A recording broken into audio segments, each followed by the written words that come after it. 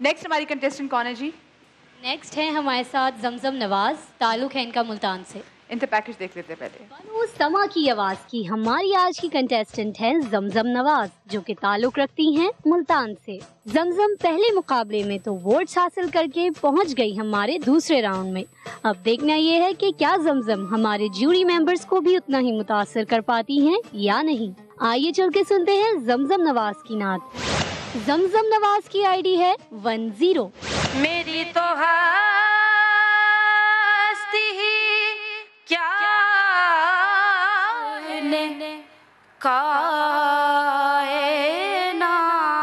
کائنات کا عنوان آپ ہیں. رحمان وہ تو سورائے رحمان آپ ہیں. رحمان وہ تو سورائے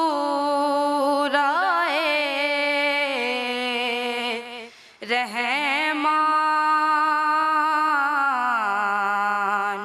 آپ ہیں.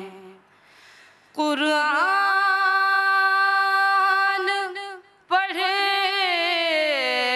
رہا ہوں کہ سیرت رسول کی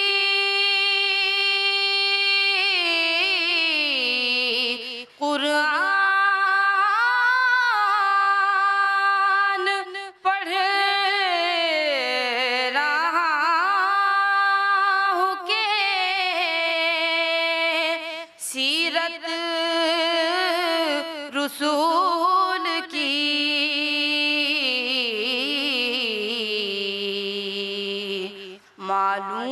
معلوم ہو رہا ہے کہ قرآن آپ ہیں. اس حسن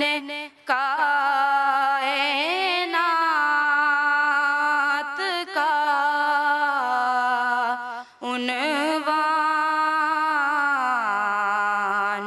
آپ ہیں. رحمان وہ تو سورائے رحمان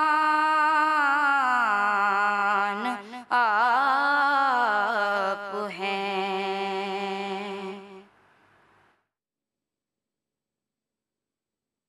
میں کمنٹ سے کیونکہ ٹائم میرے پاس بہت کم ہے. جی جی تابندہ آپا. سب سے پہلے مجھ سے ہی پوچھ لیتی ہوں کیونکہ آپ سب سے بڑی ہیں نا. اچھا یہ چلو ٹھیک ہے بھائی. بات یہ ہے کہ کلام بہت اچھا ہے، آواز ہی اچھی ہے، لیکن مجھے تو ہر جگہ ان کی جگہ بدلتی نظر آئی، ہر لائن بدلتی نظر آئی ہے کہ ایکچوئل اس کی طرز کو کہاں سے انہوں نے کہاں تک لے جانا تھا. جی جی حمزہ. انہوں نے ایک چیز کری ہے جو کہ اگر سمجھ کے کرتے نا تو یہ وہ چیز تھی جو کہ استاد بھی نہیں کر پاتے. یہ کانسٹنٹ 3 اسکیل کے اندر کھیل رہے تھے، منزل وہی آ رہی تھی بار بار. اگر یہ سمجھ کے کرتے تو ایسا نعت خواں کوئی نہیں تھا، لیکن انہوں نے بغیر سمجھے ہوئے کری ہے تو اس وجہ سے پوری بے سری نعت تھی.